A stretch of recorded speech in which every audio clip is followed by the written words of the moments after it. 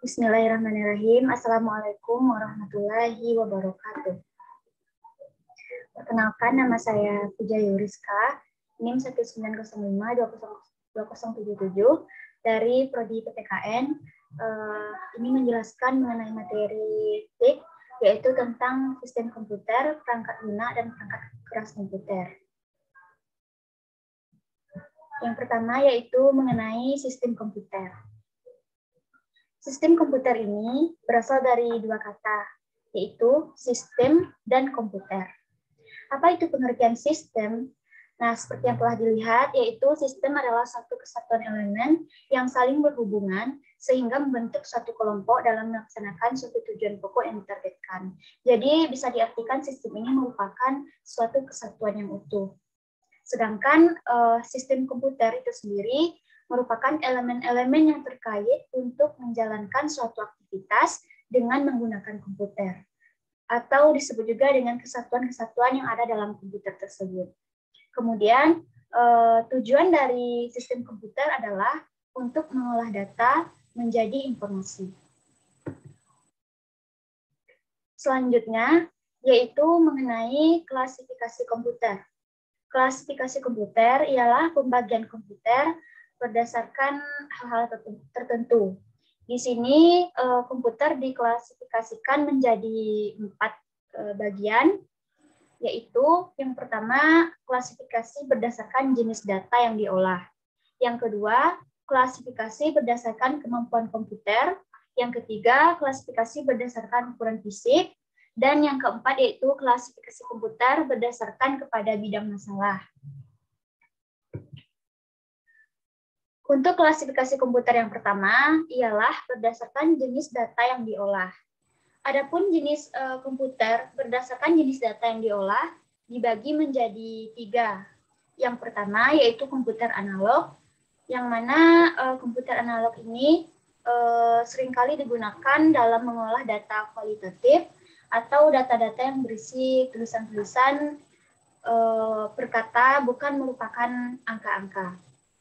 Selanjutnya yaitu komputer digital atau digital komputer.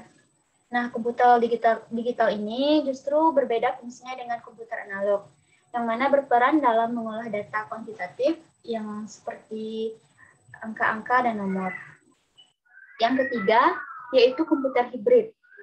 Adapun yang dimaksud dengan komputer hibrid yaitu kombinasi antara komputer analog dengan komputer digital. Komputer hibrid ini bisa mengolah data berupa angka dan bisa juga berupa kata-kata. Kemudian selanjutnya yaitu klasifikasi komputer berdasarkan kepada kemampuan komputer. Di sini klasifikasi komputer berdasarkan kemampuan dapat kita lihat dibagi menjadi 3 bagian. Yang pertama small scale computer, yang kedua medium scale computer, yang ketiga large scale computer. Kemudian berdasarkan ukuran fisik dibagi menjadi 2, yaitu komputer mini atau mini komputer dan komputer mikro atau mikrokomputer.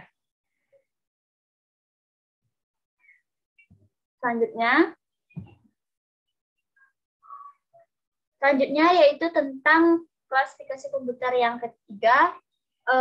Komputer itu dikelompokkan menjadi 2 berdasarkan bidang masalahnya. Ada namanya special purpose computer dan ada general purpose computer. Ada komputer yang digunakan untuk tujuan-tujuan tertentu dan ada juga komputer yang digunakan untuk tujuan-tujuan secara umum. Adapun konfigurasi komputer dibagi menjadi 3 bagian. Ada berupa hardware, yang kedua software, dan ketiga brainware. Hardware atau disebut juga dengan perangkat keras ialah peralatan dalam bentuk fisik yang menjalankan sistem komputer tersebut. Sedangkan software atau perangkat lunak merupakan rangkaian prosedur dan dokumentasi program yang berfungsi menyelesaikan masalah yang dikehendaki. Kemudian brainware atau perangkat pikir merupakan orang atau individu yang menggunakan komputer tersebut yang berperan dalam melaksanakan proses-proses dalam penggunaan komputer.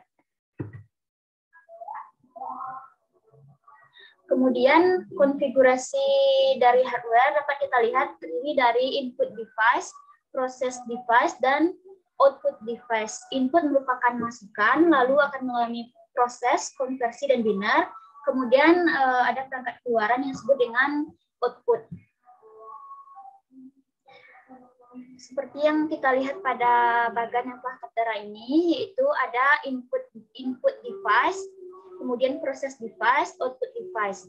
Input device ini terdiri dari keyboard, mouse, joystick, light pen, dan lain-lain. Atau disebut juga dengan perangkat luar yang terhubung dengan komputer tersebut. Kemudian perangkat dalam yang ada dalam komputer tersebut. Sedangkan output device merupakan perangkat luarnya seperti monitor, printer, plotter, dan lain-lain. Nah, ini merupakan fungsi dari bagian-bagian yang telah ditunjukkan dalam tabel tadi. Yang pertama, CU atau control unit digunakan untuk mengatur dan menjalankan instruksi dalam urutan yang telah ditetapkan. Yang kedua, ALU atau Arithmetic and Logic Unit merupakan bagian perangkat keras yang berhubungan langsung dengan perhitungan aritmatik. Yang ketiga, RAM atau Random Access Memory merupakan memori yang membaca dan menulis yang berfungsi dalam penyimpanan komputer. Dan yang terakhir yaitu ROM, Read Only Memory, yang merupakan memori yang hanya dapat membaca saja. Adapun jenis-jenis RAM yaitu SRAM, DRAM, NFRAM, dan RAM. Kemudian jenis-jenis ROM, Programmable ROM, Erasable ROM, dan Electrically Erasable Programmable ROM. Ini merupakan konfigurasi hardware control unit yang merupakan satu bagian dari CPU yang berfungsi untuk mengontrol dari data atau instruksi. Yang dimulai dari program counter, lalu instruction, address register, lanjut kepada proses-proses seterusnya.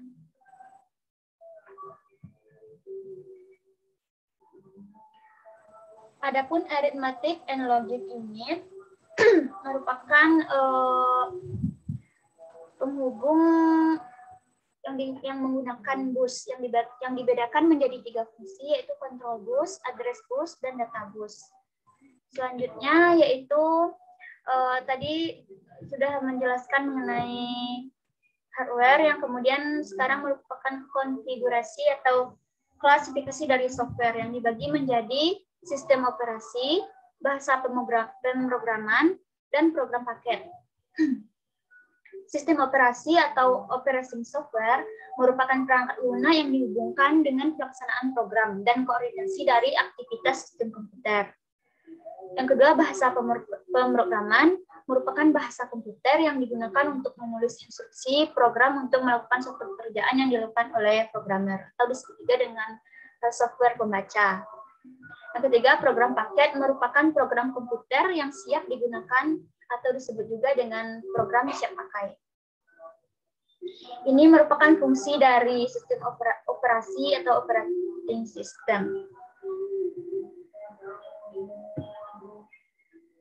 Kemudian, adapun beberapa bahasa pemrograman yang kita kenal pada saat ini seperti bahasa tingkat rendah, bahasa tingkat menengah, atau bahasa tingkat tinggi seperti Basic, COBOL, Pascal, dan lain-lain.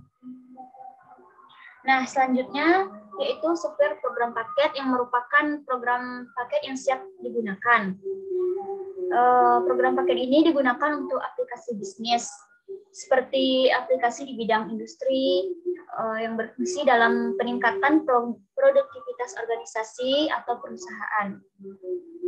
Contoh dari software program paket seperti Lotus, Database, WordStar, dan lain-lain. Kemudian konfigurasi dari brainware dikelompokkan menjadi 3 bagian. Yang pertama ada operator, programmer, sistem analis. Ini merupakan bagian mengenai instalasi komputer seperti yang telah kita lihat, ada input device, CPU, kamera, modem, output, sensor, video, dan lain-lain.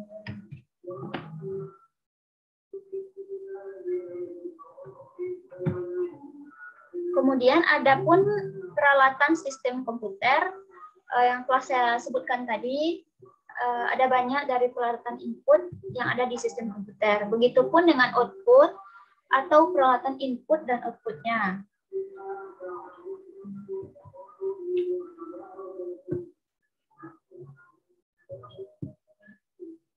Ada juga yang berupa media penyimpanan data yang berfungsi untuk menyimpan data-data yang kita masukkan ke dalam komputer seperti floppy disk, hard disk, tape, CD, DVD, flash disk, dan lain-lain.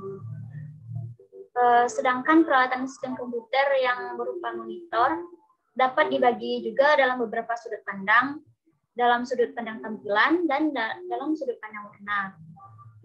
Jenis-jenis dari monitor ini dapat dilihat pada PPT, yaitu terbagi menjadi dua bagian.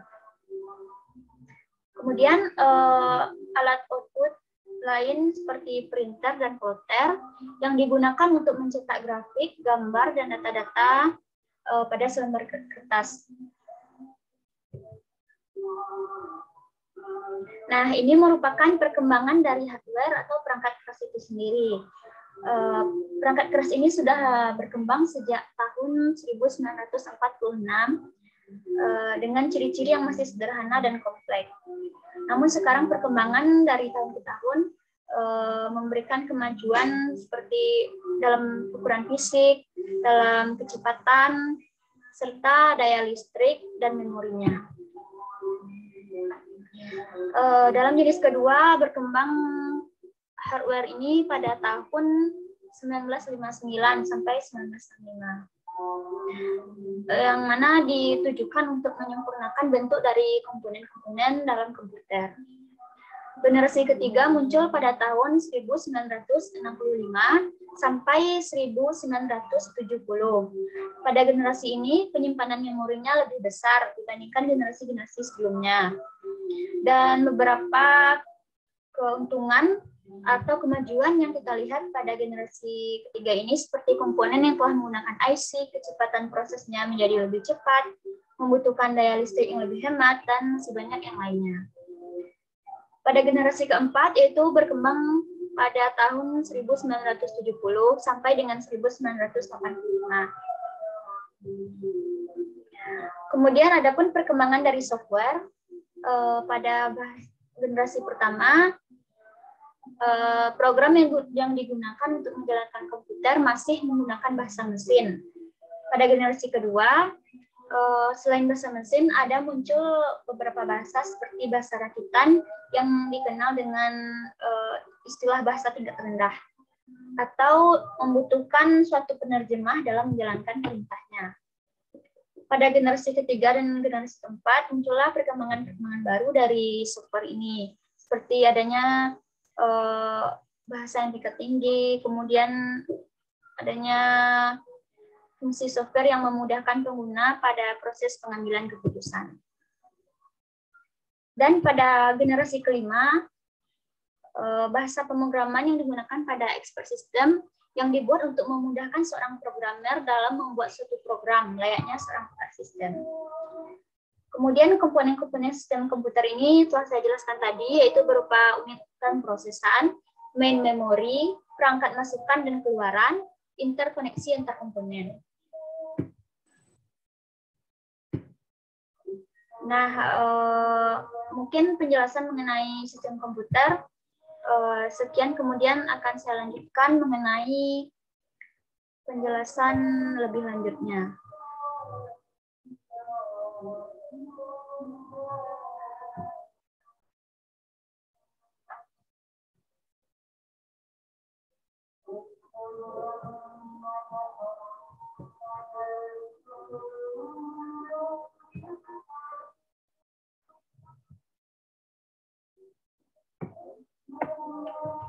Jika tadi saya juga menjelaskan mengenai sistem komputer, sekarang yaitu definisi dari komputer menurut beberapa para ahli. Di sini mengambil dua para ahli, yaitu Blismer dan Sander, yang mana mereka mengatakan bahwa komputer adalah suatu alat elektronik yang mampu melakukan beberapa tugas. yaitu menerima input, memproses input dengan sesuai instruksi yang diberikan, lalu menyimpan perintah-perintah dan hasil pengolahan, serta menyediakan output dalam bentuk informasi.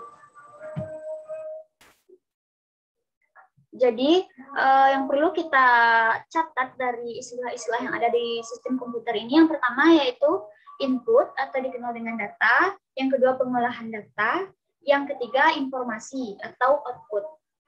Pengolahan data dengan menggunakan komputer dikenal dengan nama pengolahan data elektronik atau EDA atau Electronic Data Processing.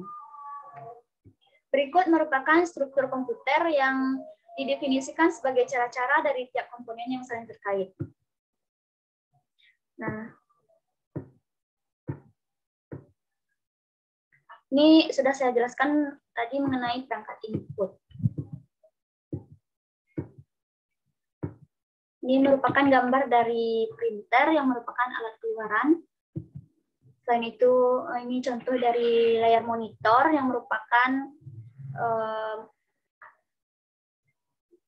software yang hardware yang mempunyai berbagai ukuran layar.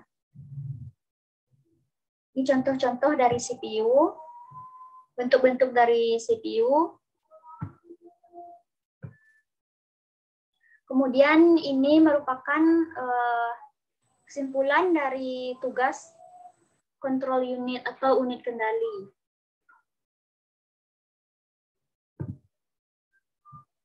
Kemudian adapun fungsi dari arithmetic and logic unit melakukan semua operasi aritmatika dengan dasar penjumlahan, sehingga sirkuit elektronik yang digunakan disebut dengan adder. LU juga melakukan keputusan dari suatu operasi logika sesuai dengan instruksi program.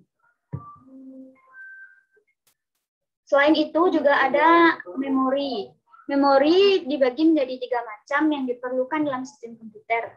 Register, main memory, dan secondary storage. Register digunakan untuk menyimpan instruksi dan data yang sedang diproses. Yang kedua, main memory dipergunakan untuk menyimpan instruksi data yang akan diproses dan hasil pengolahannya.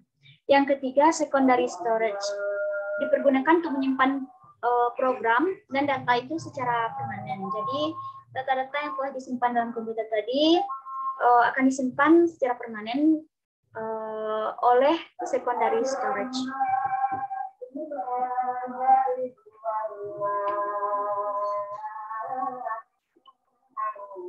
Kemudian ini merupakan register yang merupakan alat penyimpanan kecil dengan kecepatan akses yang cukup tinggi. Fungsi dari register ini digunakan untuk menyimpan data dan instruksi yang sedang diproses. Sementara data dan instruksi lainnya yang menunggu giliran untuk diproses masih disimpan di dalam memori utama tadi.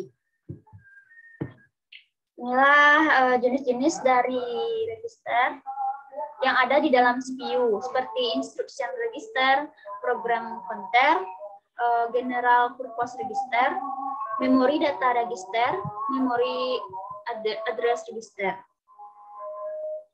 Selain register, di dalam CPU juga terdapat satu cache atau memori yang mempunyai kecepatan sangat tinggi agar kerja CPU tersebut lebih efisien ke depannya.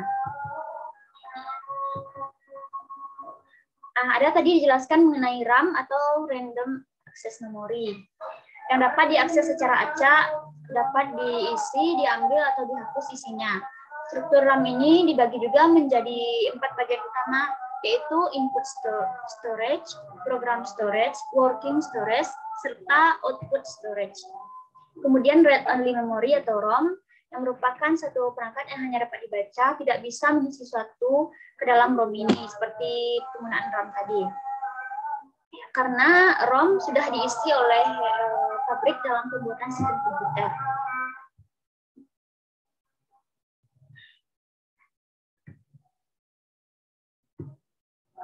Pemrosesan instruksi. Lalu ada selain ada perangkat yang untuk menyimpan memori di dalam komputer, juga ada perangkat luaran eksternal yang bisa kita gunakan untuk menyimpan beberapa data, yang berupa perangkat keras untuk melakukan operasi penulisan, pembacaan, penyimpanan data, di luar perangkat atau komponen utama tadi, seperti flash disk, hard disk, CD-ROM, DVD, dan lain-lain. Memori eksternal ini memiliki alat baca dan tulis yang disebut dengan head atau hard disk atau set atau floppy. Kemudian kumpulan trik yang sama dari seluruh head disebut dengan cylinder. Untuk penjelasan selanjutnya,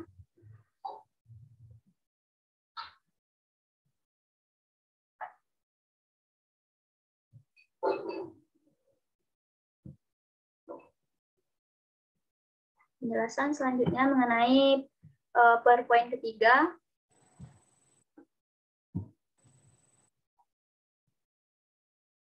yaitu PowerPoint ketiga.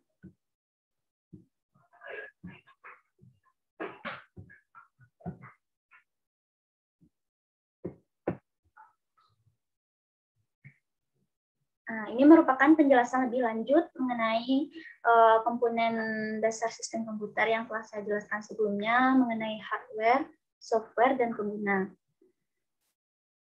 Bisa teman-teman lihat dari PPT yang telah disediakan, yaitu hardware yang merupakan penyedia sumber daya untuk komputasi dasar.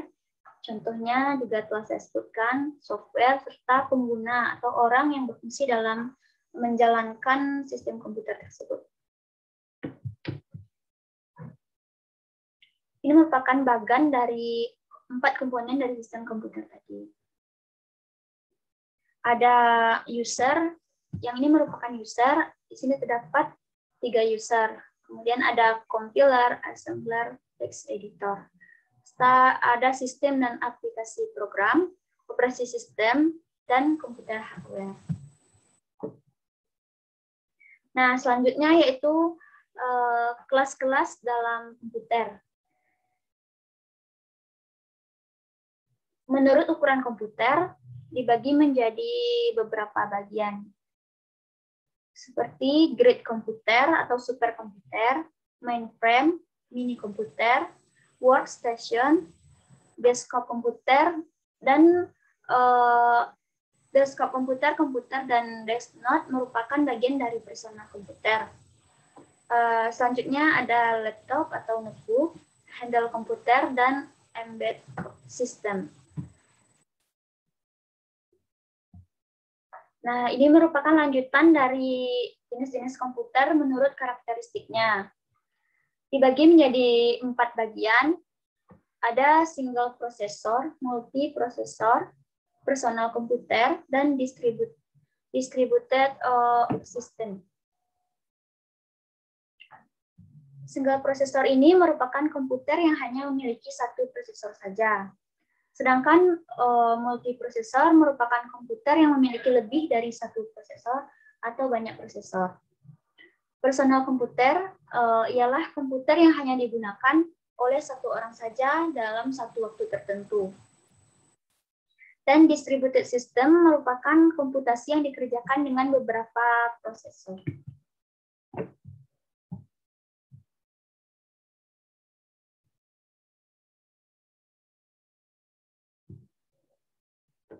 Lanjutannya yaitu cluster system dan real-time system. Cluster system merupakan gabungan dari beberapa sistem individu yang saling berbagi tempat penyimpanan datanya atau storage dan saling terhubung dalam satu jaringan lokal.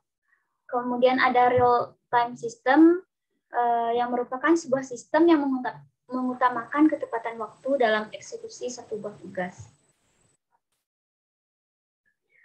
Lalu ada grid komputer atau superkomputer.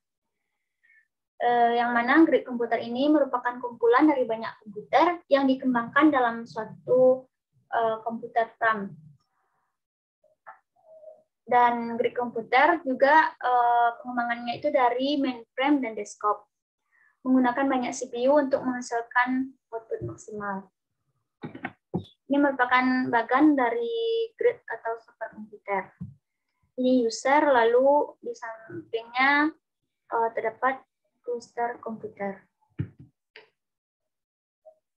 Nah, ini merupakan mainframe system, yang mana maksud dari mainframe system ini ialah kumpulan dari device-device yang berfungsi sama atau bermacam-macam, yang disatukan dalam sebuah sistem yang saling berbagi, untuk mengumpulkan job-job yang mirip, dan nanti akan berpindah secara otomatis dari job satu ke job yang lainnya.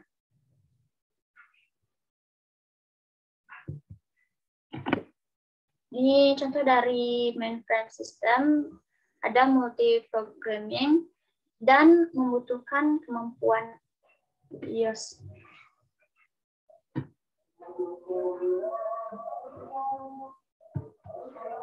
Ada juga time sharing system untuk CPU yang digunakan berganti-gantian oleh job-job di dalam memori tersebut.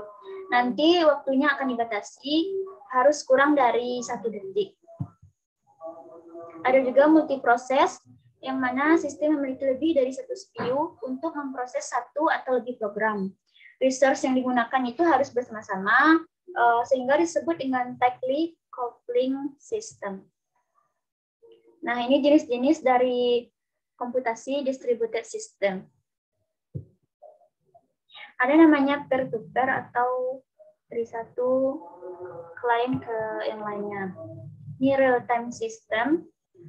Kemudian ada hard real-time dan soft real-time.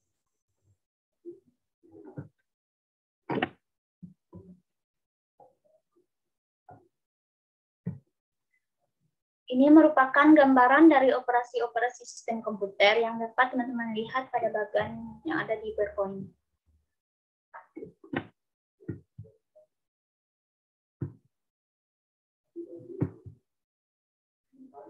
Ini pengoperasian sistem komputer. Ada interrupt yang berfungsi untuk memindahkan kontrol interrupt service rutin melalui interrupt vector yang mengandung seluruh alamat service rutin. Kemudian ada namanya direct memory access. Direct memory access ini digunakan untuk device yang dapat memindahkan data dengan kecepatan yang tinggi, dapat mendekati frekuensi bus memori.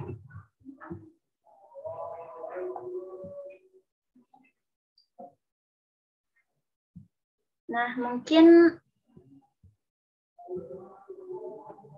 baiklah. Mungkin sekian penjelasan saya mengenai sistem komputer dari PowerPoint atau slide yang ada.